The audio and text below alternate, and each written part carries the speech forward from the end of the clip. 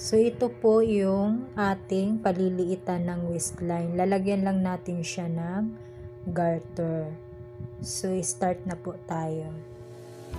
Dito po sa front ay magsusukat tayo ng 2 inches hanggang dito sa tahi niya sa gilid. Ganon din po sa kabila. 2 inches din sa front. Kasi dyan tayo magsisimulang maglagay ng garter paikot. Dyan natin unang isusulot yung garter. Ayan po, baliktarin lang natin. Mag-mark tayo hanggang 2 inches dito sa kanyang front.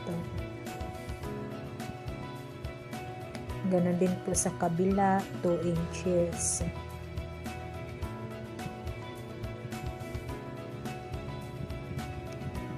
At tastasin natin.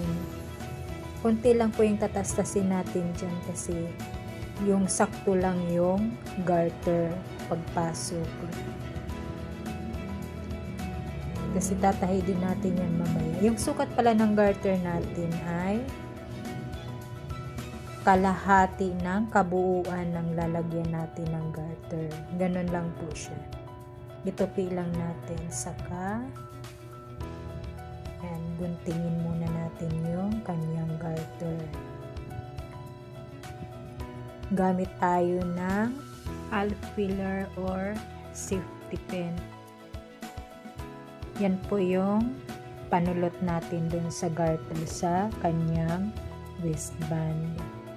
Yan, pasok lang po natin yung garter hanggang sa kabilang butas. Tinastasan natin. At itahi lang natin yung magkasing dulo. Tinahian rin natin yung gitna para mag-flat yung garter niya sa loob. At ito na po yung resulta.